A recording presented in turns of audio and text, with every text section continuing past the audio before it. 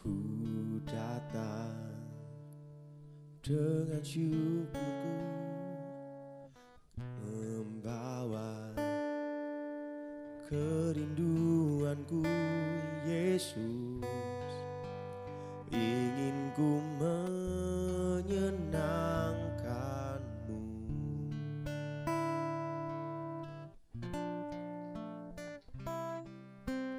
Karyamu indah bagiku, kasih yang menyelamatkanku. Yesus, inilah persembahanku.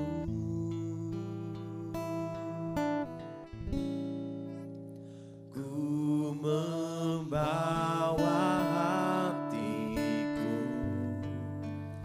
hanya Engkau di hidupku. Yesusku, Kau terindah, selamanya ku menyembahmu. Ku membawa hidupku, inilah persembahanku untuk Yesusku yang terindah, selamanya ku menyembahmu. Yesus,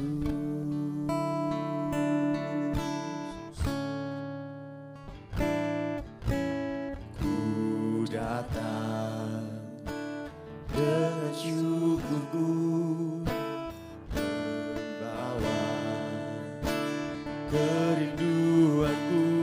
Yesus, ingin ku menyenangkanmu.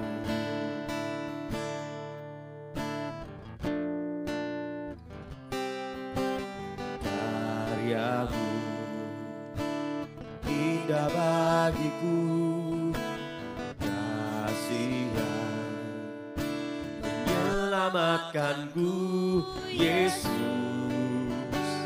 inilah persembahanku.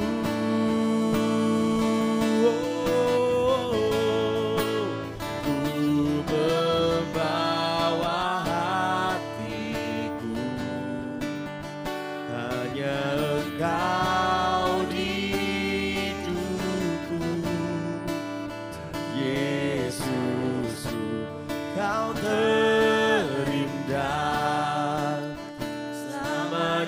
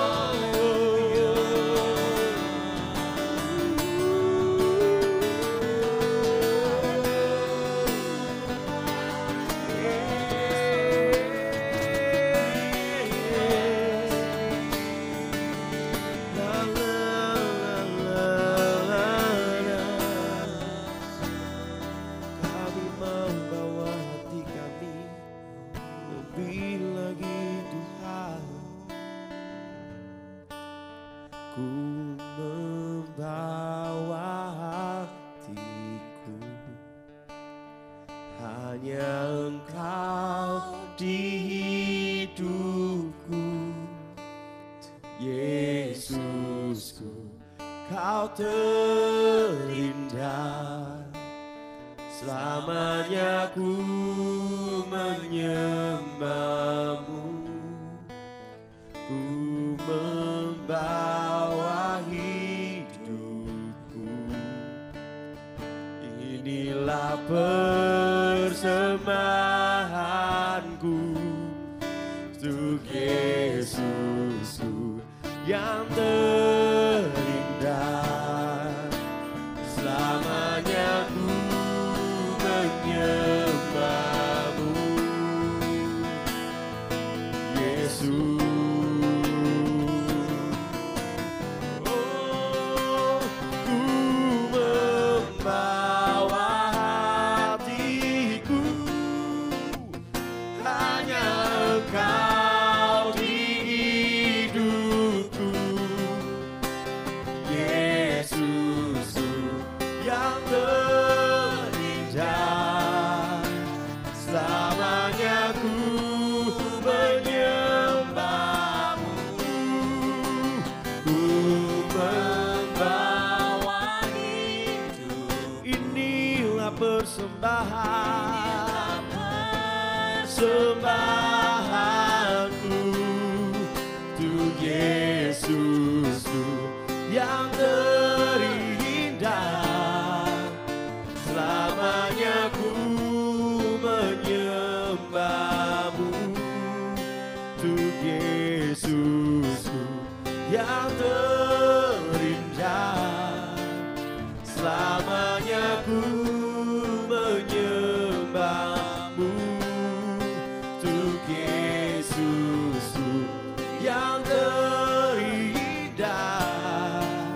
Selamanya ku menyembahmu, Yesus.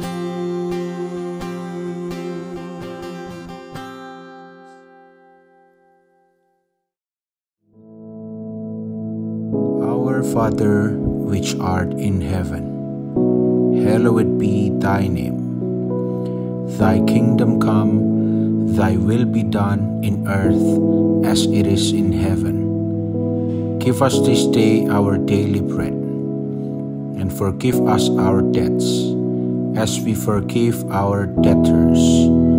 And lead us not into temptation, but deliver us from evil. For thine is the kingdom, and the power, and the glory, forever. Amen.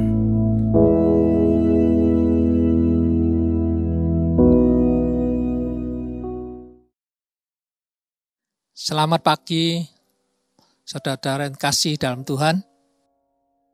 Pagi hari ini saya akan sharingkan kebenaran firman Tuhan yang temanya perjuangan hidup dipimpin oleh Roh. Untuk itu mari kita baca dalam Galatia 5, 16 sampai 17. Demikian bunyinya.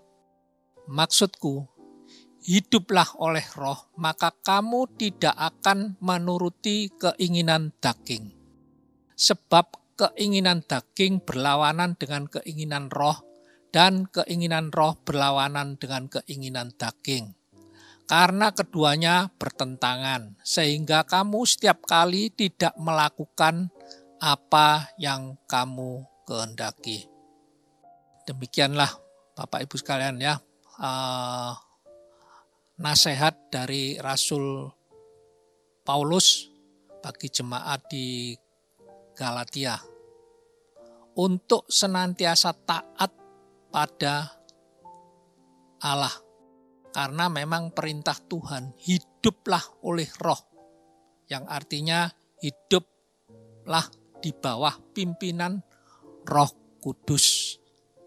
Karena kita semua ini adalah anak-anak Allah yang memang seharusnya kita itu dikuasai, kita itu harus tunduk, taat akan kehendaknya. Ya. Dan dalam Roma 8:14 ya, Roma 8 ayat 14 katakan demikian. Semua orang yang dipimpin Roh Allah adalah anak-anak Allah. Kalau kita sudah menyerahkan hidup kita pada Tuhan, dalam hal ini Tuhan Yesus Kristus, maka sudah seharusnya ya, kita itu hidup kita dipimpin oleh Tuhan Yesus, dalam hal ini adalah Roh Kudus. Dan status kita adalah anak Allah. Tapi yang harus kita mengerti Bapak Ibu sekalian, semua manusia saat ini tinggal dalam dunia yang berdosa. Sekeliling kita semua orang berdosa. Dan kita pun juga masih melakukan perbuatan dosa, yaitu kedagingan kita dan keinginan-keinginan duniawi kita. Sehingga kalau kita itu memilih Tuhan sebagai Tuan dan penguasa atas hidup kita, sudah seharusnya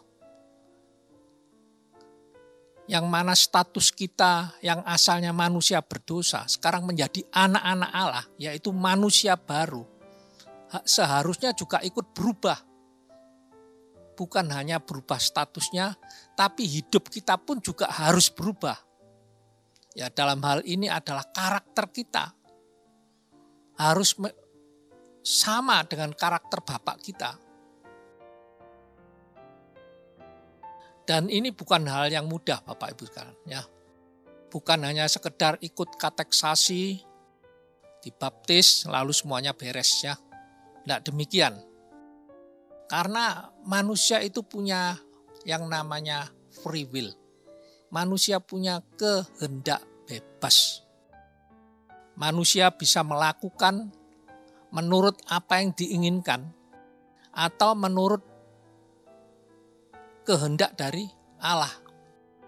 Atau juga kehendak dari si iblis atau kedagingannya sendiri. Ini semua putusan ada di tangan masing-masing. Dan agar status kita sebagai anak-anak Allah itu bisa menjadi realita, kenyataan bahwa kita itu layak menjadi anak-anak Allah, ini suatu perjuangan yang berat memangnya. Yaitu perjuangan melawan iblis dan aku, ya. Aku ini ego, hawa nafsu kita, ya. Dan perjuangan ini seumur hidup kita. Dan cilakanya justru iblis ini sering bekerja sama dengan si aku ini Bapak Ibu sekalian. Karena itu kalau kita lihat dalam praktek sehari-hari, ya, orang yang namanya mengampuni itu sudah biasa dibicarakan dalam setiap ibadah. Orang harus mengampuni, ya, orang bersalah. Jangan membalas kejahatan dengan kejahatan, ya. Harus berdoa untuk orang yang menyakiti, ya. Itu hal yang biasa dikatakan. Tapi apakah itu biasa juga dilakukan? Karena seperti hal mengampuni ini Bapak Ibu kan, itu hal yang perbuatan yang mematikan daging, menyakiti daging. Pasti kita itu dalam kedagingan kita itu tidak ingin disakiti. Kalau ada orang menyakiti kita itu pasti ingin balas. Tapi kita juga harus ingat ya, Tuhan kita Yesus Kristus sudah memberi contoh buat kita semua. Tuhan sekalipun tidak bersalah, dia bersedia disalibkan, bahkan mengatakan ampuni mereka yang karena mereka tidak tahu apa yang mereka perbuat. Demikian juga satu hal lagi ya, yang sulit orang melakukan ya, yaitu membenci. Saya percaya ya, gak ada orang yang gak pernah membenci ya. Tapi firman Tuhan katakan jangan membenci. Karena membenci itu sama dengan membunuh. 1 Yohanes 3 ayat 15 dikatakan demikian. Setiap orang yang membenci saudaranya adalah seorang pembunuh manusia. Dan kamu tahu bahwa tidak ada seorang pembunuh yang tetap memiliki hidup yang kekal dalam dirinya. Ini Bapak Ibu sekalian ya. Orang membenci itu sama dengan membunuh. Dan jelas dikatakan, seorang pembunuh tidak memiliki hidup yang kekal dalam dirinya. Tidak ada jaminan kekekalan. Padahal hanya membenci. Karena itu dalam Lukas 9 ayat 23 dikatakan setiap orang yang mau mengikut aku, ini dikatakan Yesus sendiri ya. Setiap orang yang mau mengikut aku ya harus mau menyangkal dirinya, memikul salibnya setiap hari dan mengikut aku. Orang harus menyangkal dirinya. Artinya nurut kehendak Tuhan. Dan setia. Ini loh Bapak Ibu sekalian ya. Perjuangan seumur hidup. Karena tadi sudah dikatakan dalam Galatia 5 ayat 17 tadi ya. Karena keinginan daging berlawanan dengan keinginan roh. Dan keinginan roh berlawanan dengan keinginan daging ya. Mereka nggak bisa keduanya bersatu ya. Pasti bertentangan. Kita harus milih salah satu. Kalau kita berpihak pada Tuhan dan Tuhan kita jadikan penguasa Tuhan atas hidup kita, maka kita harus mematikan keinginan daging. Kita harus mau sangkal diri dan pikul salib. Bahkan Rasul Paulus ya, rasul yang banyak bekerja buat pekerjaan Tuhan ya, dan karya-karyanya luar biasa hingga saat ini ya. Dalam Roma 7 ayat 19 sampai 20. Rasul Paulus dalam Roma 7 ayat 19 sampai 20 dikatakan demikian. Sebab bukan apa yang aku kehendaki, yaitu yang baik yang aku perbuat, melainkan apa yang tidak aku kehendaki, yaitu yang jahat yang aku perbuat.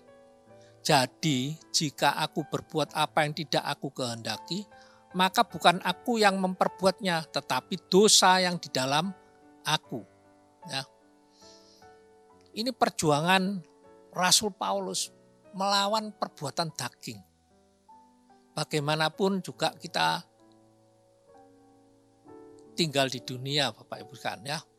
Iming-iming dunia ya, kenikmatan dunia dan juga keinginan jahat dari hati kita. Seringkali juga bertentangan dengan keinginan dari Roh Kudus. Jadi ini perjuangan Bapak Ibu sekalian. Setiap saat kita harus berjuang mengalahkan keinginan daging kita, ego kita, dan juga bisikan si iblis maupun iming-iming dunia. Karena itu saking jengkelnya ya, Rasul Paulus ini saking jengkelnya. Dia mengatakan dalam Roma 7 ayat 24. Roma 7 ayat 24 katakan demikian. Aku manusia celaka, siapakah yang hendak melepaskan aku dari tubuh maut ini? Rasul Paulus nyadari, kalau dia tetap nuruti keinginan, desakan dari tubuh dagingnya ini ya, maka dia akan binasa.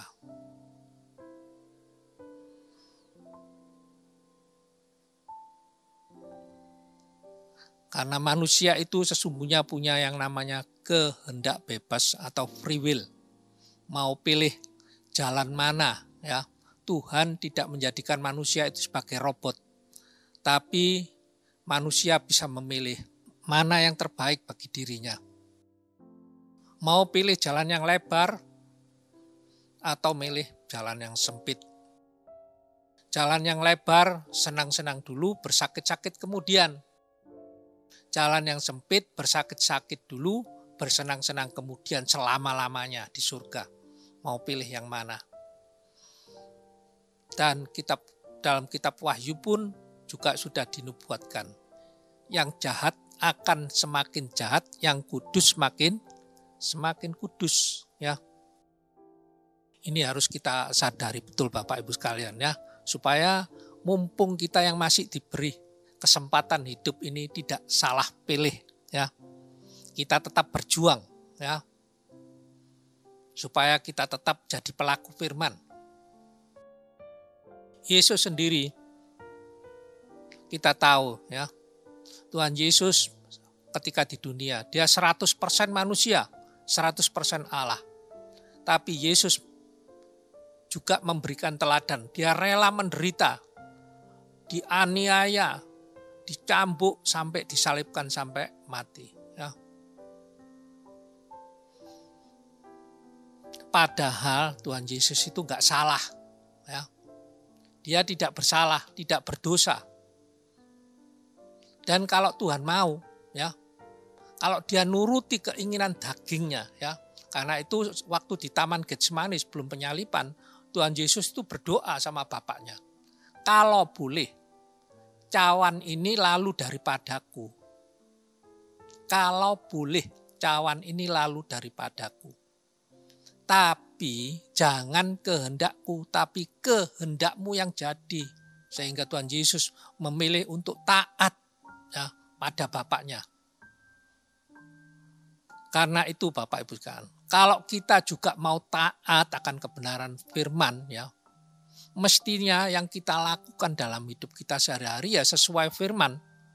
Ya, karena kita itu anak-anak Tuhan. Tapi yang terjadi Bapak Ibu sekalian, ya, banyak anak-anak Tuhan kena firman Tuhan yang keras sedikit mereka langsung tersinggung, ya. Ada yang marah, ya. Ini yang seharusnya tidak dilakukan Bapak Ibu sekalian, ya. Hanya karena katanya, ya, orang bisa tersinggung, ya, bisa purik, ya. Pertanyaannya kalau demikian halnya, ya, kita harus tanya diri kita sendiri, kita itu sebetulnya anaknya siapa, ya. Bapak Ibu sekalian, sebagian orang-orang Kristen percaya bahwa ketika orang sudah dibaptis, maka ada meterai Roh Kudus dan itu jaminan masuk surga, ya. Efesus 1 ayat 13 memang dikatakan demikian. Ketika kamu percaya, dimeteraikan dengan Roh Kudus yang dijanjikannya itu, ya. Memang Bapak Ibu sekalian, ya, Roh Kudus ada dalam hati kita. Tapi apakah Roh Kudus itu bisa bekerja dengan baik, ya, ketika kita sedang diproses, ya, atau tidak, tergantung kita Bapak Ibu sekalian, ya. Kalau kita itu mau buka hati, mau dengar-dengaran akan perintah dari Roh Kudus yang ada dalam hati kita, kita akan mentaati dan melakukan perintahnya. Tapi ketika Roh Kudus bekerja dan kemudian kita tidak mengikuti, ya, maka Roh Kudus pun dikatakan Alkitab bisa berduka, ya. Dan kalau hal ini kita biarkan terus-menerus, ya, maka akibatnya Bapak Ibu kan, ya, maka Roh Kudus bisa padam, ya. Artinya kita tidak peka lagi terhadap Roh Kudus, ya. Dan hal ini Bapak Ibu kan, ya, betul-betul akan melepaskan kita, ya, dari keselamatan yang Tuhan berikan bagi kita semua. Galatia 3 ayat 3 dikatakan demikian. Adakah kamu sebodoh itu? Kamu telah mulai dengan roh, maukah kamu sekarang mengakhirinya di dalam daging, ya. Eman-eman Bapak Ibu sekalian, ya, kalau kita sudah menerima Roh Kudus, ya, Ketika kita awal mengikut Tuhan, lalu terus kita mengakhirinya dalam perjalanan hidup kita, ya, sampai akhir kita tidak ada pertobatan, tetap hidup di dalam dosa, ya, tetap memelihara hidup dalam kedagingan, ya. Maka padam api Roh Kudus itu dan keselamatan tidak ada dalam hati kita, ya. Puji Tuhan kalau pagi hari ini kita masih bisa sharing, ya. Untuk itu saya mau berdoa agar kebenaran firman Tuhan ada dalam hati kita semua. Terima kasih Bapa yang baik, terima kasih hamba-Mu sudah selesai berkata-kata, tapi hamba-Mu yakin dan percaya bahwa kebenaran firman-Mu tetap ada dalam hati kami semua, kami memeliharanya dan juga melakukan dalam hidup kami sehari-hari. Karena kami tahu kami perlu Roh Kudus dalam hidup kami semua. Terima kasih Bapa yang baik, dalam nama Tuhan Yesus, hamba-Mu sudah berdoa dan mengucap syukur, haleluya, amin.